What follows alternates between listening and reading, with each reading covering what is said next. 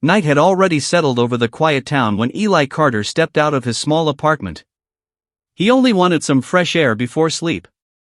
The night was calm, silent, almost peaceful. Until the sky suddenly roared like thunder, even though no clouds were above. Eli froze. A bright silver light tore across the sky, moving too fast, too low, and too silent to be an airplane. The light curved strangely, almost as if it was searching for something. Then, without warning, it dropped. A second later, the ground shook. The light crashed into the empty fields outside town, lighting up the darkness like a second sun. Eli felt his heartbeat slam against his chest. His first thought was logical: call someone. But something inside him whispered, "Go. Now." It didn't feel like curiosity. It felt like a pull, like someone was calling his name from the inside of his chest. He began walking toward the fields, each step heavier than the last. The cold air stung his face, and the smell of burning metal drifted through the wind. The night no longer felt peaceful. It felt watched. The crash site. When Eli reached the fields, everything looked wrong. The tall grass was pushed down in a perfect circle, almost melted. In the center, glowing like hot silver, was a shape, smooth, curved, and alive with soft blue lines. Not an airplane. Not a drone. Something far more advanced. Eli stepped closer, raising a hand to shield his eyes from the bright glow. That was when he saw movement. A tall, elegant figure stepped out of the silver craft. At first glance she looked human, but her features were too perfect, her skin smooth like crystal, her armor glowing with thin lines of gold, and her eyes. Her eyes burned like two small suns. Eli stumbled back. Wait. The figure turned sharply toward him. She looked directly at him. Not at the field. Not at the town. At him. And then, in a calm voice that echoed inside his head as well as in the air, she spoke. Eli Carter. Eli froze. She knew his name. How do you know who I am?" he whispered. She stepped closer, moving with the grace of someone who had never known fear. Her armor shifted, light running through the plates like living energy. She stood taller than any woman he had met, but her face looked strangely gentle. "I have traveled across 12 star systems to find you," she said. "I am Seralith, Empress of the Ethereal Dominion." She bowed her head slightly, an action Eli didn't expect from someone who called herself an empress. "You," Eli swallowed. "You came for me?" "Yes," she said simply. "You are the one my people have been searching for." The secret of her world. Seralith lifted her hand, and the silver craft behind her closed like a flower folding its petals. The lights dimmed. The field grew darker. Only her eyes still glowed. "My world is dying," she said quietly. Eli didn't know what to say. He didn't know anything anymore. "What does that have to do with me?" he finally asked. Seralith looked up at the sky, her face full of a deep sadness he didn't understand. "For 20 years, my planet has been without men," she said. "All of them vanished after a cosmic plague spread through our system. Our science could not stop it. Our technology, strong enough to move stars, failed us." She paused. "My people believed the male line of our species was gone forever." Eli felt a cold shiver. "No men at all? A whole world of only women? How does that connect to me? I'm just a regular guy. I work part-time. I live alone. I don't even own a good car." Seralith stepped closer. Her voice softened. "You are not regular, Eli. Not to us." She touched a glowing device on her wrist. A hologram appeared, an ancient stone tablet with strange symbols. "This is a prophecy older than my throne," she said. "It speaks of a world beyond the stars where a single male carries the genetic spark that can revive my people. A spark our science recognizes only in you." Eli stared at the hologram, confused and terrified. "Wait," he said slowly, "you're saying you want me to, what? Save your world?" Seralith nodded. You are the last hope of the ethereal dominion. Eli could hardly breathe. This felt insane. Impossible. Unreal. You must have the wrong person, he said shakily. I do not, Sarilith replied. Your DNA matches the prophecy. Your arrival in this era matches the timeline. You are the key. Eli opened his mouth to argue. But a deep, vibrating hum filled the sky. Sarilith's head snapped upward. Her expression changed instantly, from calm to alarm. No, she whispered. The shadow ship. Above them, ripping through the night clouds, a massive black shape appeared. It looked like a ship, but not like hers.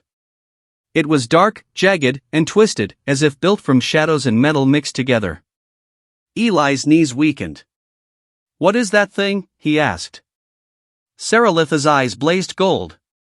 Our enemy, she said. The ones who destroyed the men of my world. The shadow ship growled, its engines sounding like a wounded beast. A beam of dark light flickered under its hull. They followed me across galaxies, Sarilith said. They want you dead, Eli. If they kill you, my world falls, and your world is next. Eli's blood turned to ice. Why my world? Because you are a threat to their plan, she answered. You carry what they fear most. The beam began to charge, lighting the clouds with an evil glow. Sarilith grabbed Eli's arm. We must leave. Now. She pressed her wrist device, and behind her the silver craft unfolded again, opening a glowing circle of swirling white and blue energy, a portal. Eli stared at it. Leave. Earth, he said, breathless. If we stay, the shadow will destroy you, she said. And they will destroy everything around you. The beam on the shadow ship brightened, aimed straight at them. Sarilith tightened her hold on his arm. Eli Carter, she said, voice strong and urgent. If you die, 2 worlds die. Trust me. Eli looked once at the field, at his world, his home. And then at the glowing portal. He didn't have a choice anymore. The shadow beam fired. Sarilith pulled him through the portal. The field vanished. Earth vanished. The stars stretched into streaks of light. And then, the shadow ship followed them through. The world around Eli twisted like liquid light. Colors stretched into long ribbons, and for a moment he felt weightless, almost like he was falling in every direction at the same time. Then, suddenly, the ground beneath him solidified. He stumbled forward onto a smooth crystal floor. A warm, pale blue light filled the space.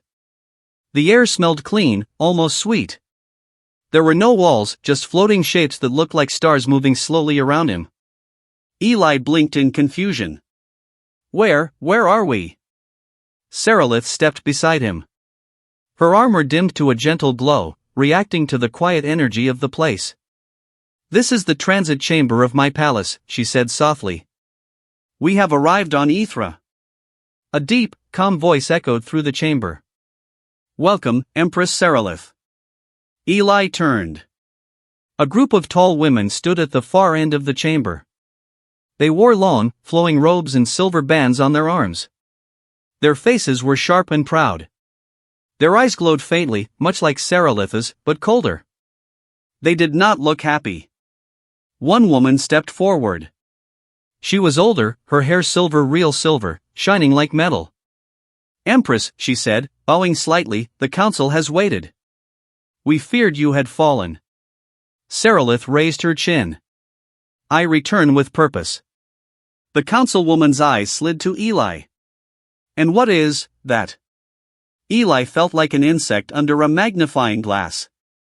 Sarilith placed a hand on his shoulder, not forceful, but protective. He is Eli Carter, she said. The chosen one. The council reacted instantly. Shock. Anger. Fear. You brought a male here, one said sharply. No living man has set foot in Ithra for 20 years, another snapped. He is dangerous, a third shouted. Eli stepped back, overwhelmed. Hey look, I don't want trouble. I didn't ask to come here. Seralith lifted a hand, and the room fell silent. "He is under my protection," she said firmly. "And he is key to our survival." The councilwoman with silver hair narrowed her eyes. "If your claim is false," she said quietly, "you put our entire world at risk." Seralith did not look away. "And if it is true, he may be the only one who can stop the shadows." The palace of a lost world.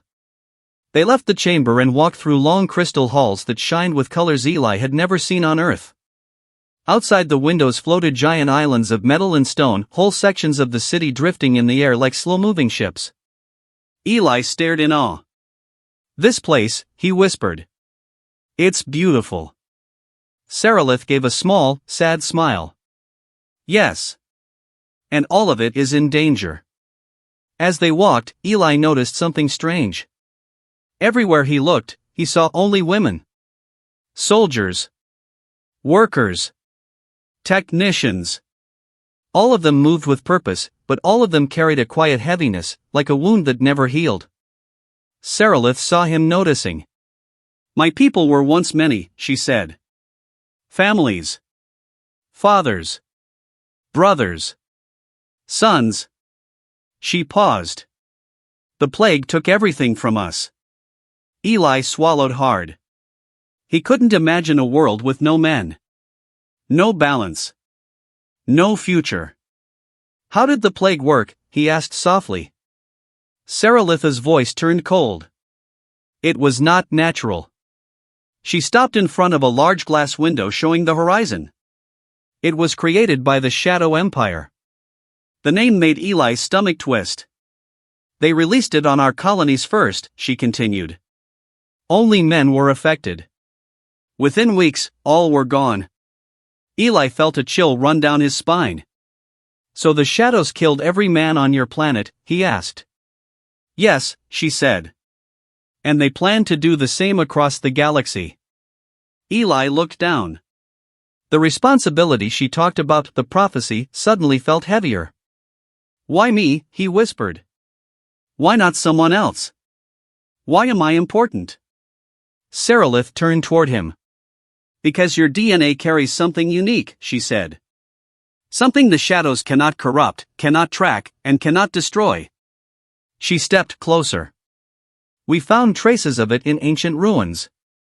We believed such a man no longer existed." But then, her voice softened. "We detected your signal." Eli frowned. "Signal?"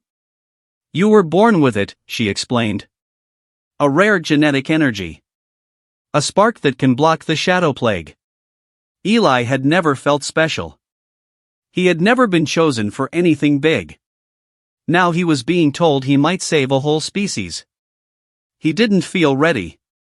He didn't feel brave. "Seralith. I'm nobody," he said quietly. "I'm not a warrior."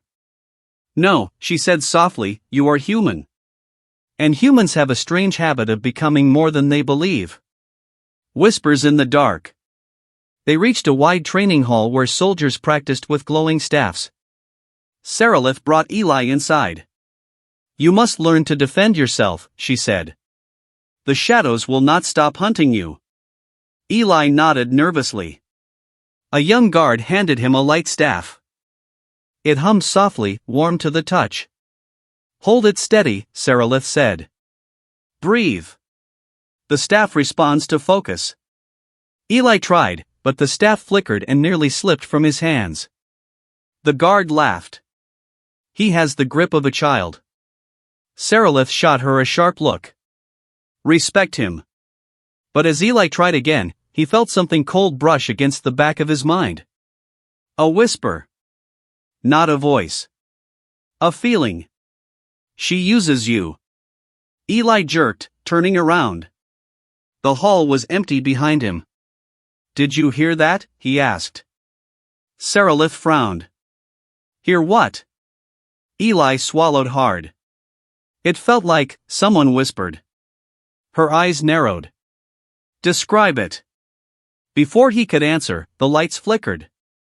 A dark shadow, like smoke or a creature made of night, slid across the far wall. Seralith's expression changed instantly. Eli, she said quietly, stay behind me. The shadow moved again, closer this time. It had no shape, no face, no form, only a hungry darkness that seemed to breathe. A shadow wraith. One of their assassins.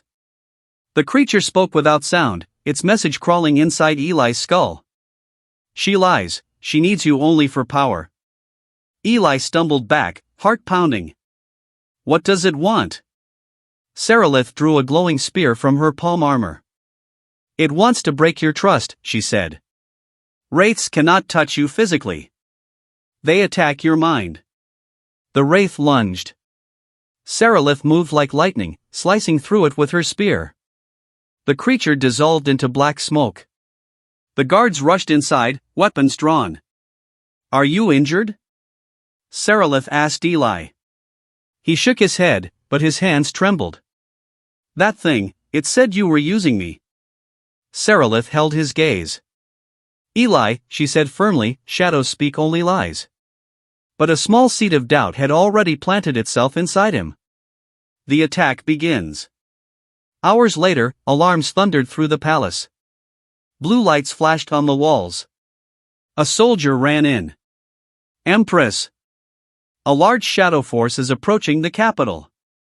Sarilith's face hardened. Prepare the shields.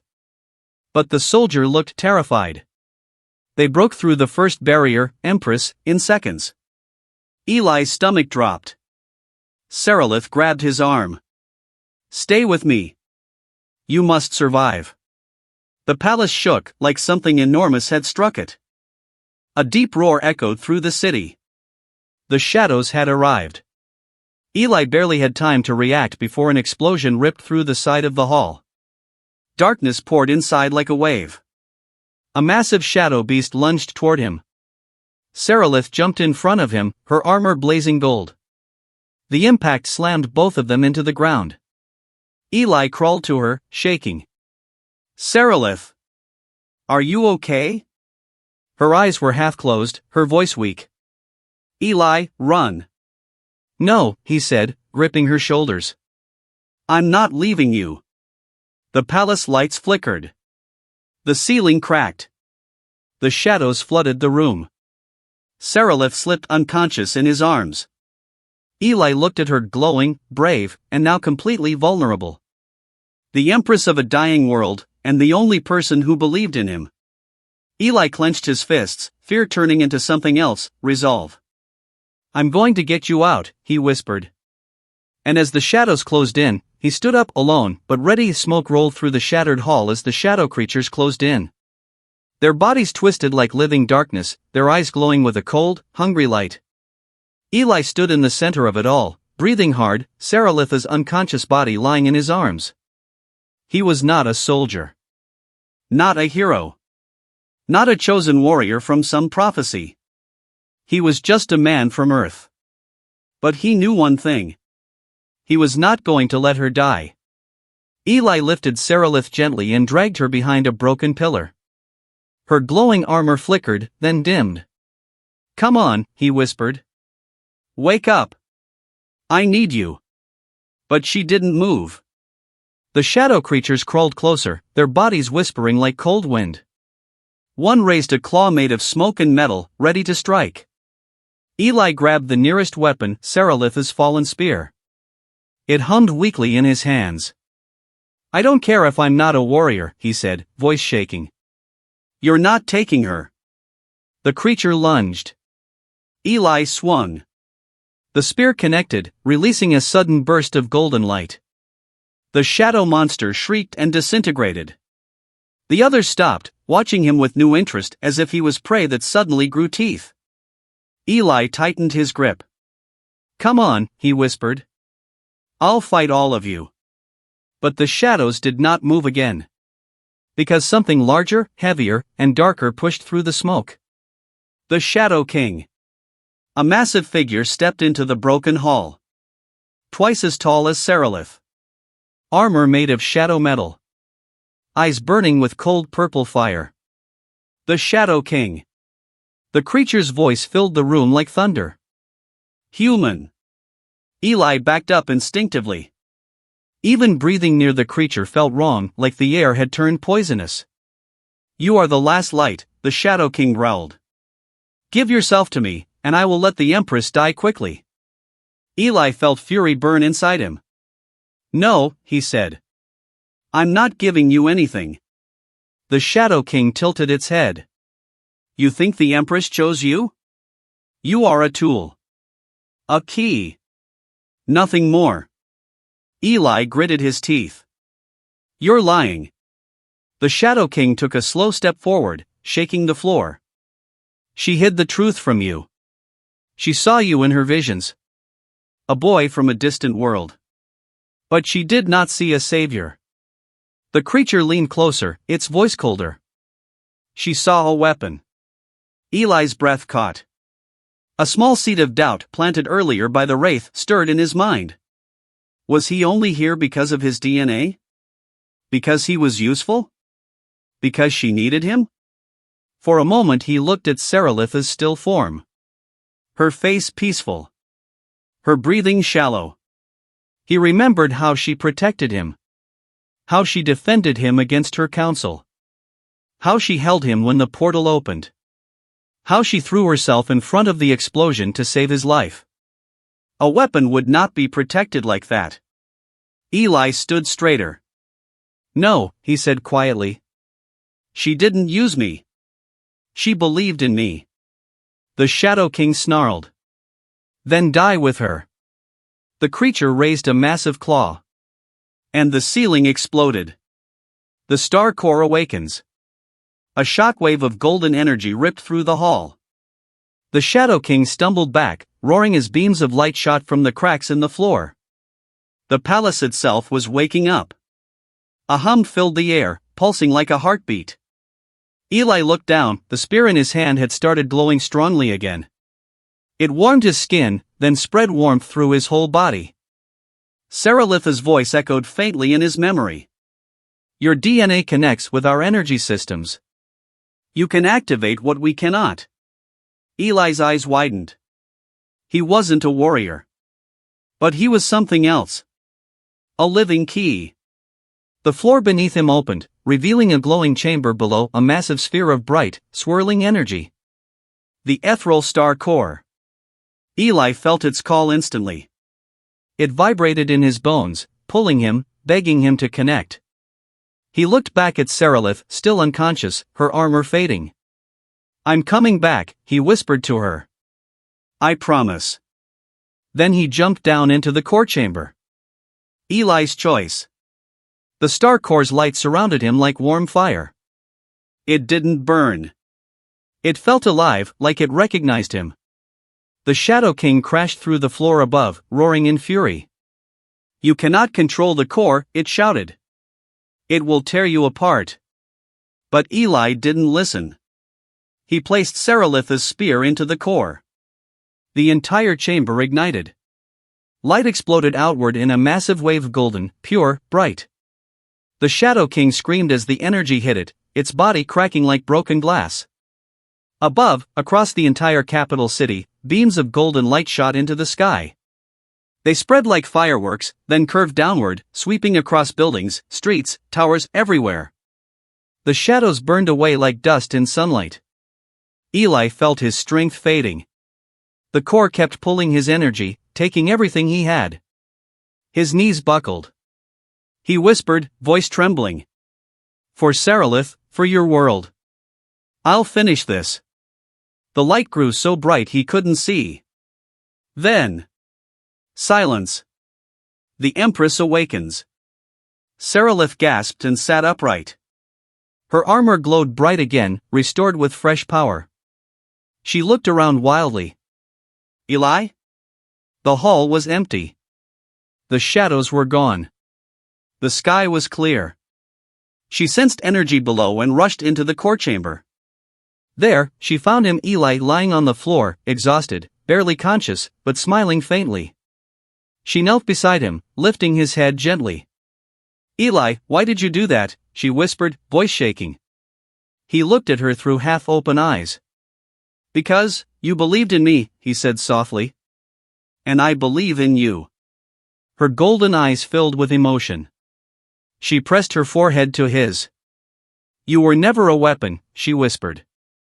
"You were never a tool. You were the one destiny showed me because you carry a light no shadow can break." Eli weakly chuckled. "So, did I save your world?" Seralith smiled, soft and full of warmth. "You saved more than that," she said. "You saved me." She lifted him in her arms, holding him close. The final choice. Days later, the city celebrated. The shadows were destroyed. The star core glowed brighter than ever. Ithra was safe. Eli stood beside Seralith on the balcony of the palace. She held his hand before the cheering crowd. "My people," she announced, "our world lives again because of this man. Because of his courage. Because of his heart." Eli blushed. "I didn't do it alone." Seralith looked at him, her voice soft but strong. "Eli Carter," she said, "stay with me. Not as a duty, but as my partner. My chosen. My hope. And maybe, one day, my king." Eli stared into her glowing golden eyes. Earth felt far away now. But here. Here he felt something he never felt before. Purpose. He squeezed her hand gently. "I'll stay," he said. "With you." Seralith smiled, the whole sky reflecting in her eyes.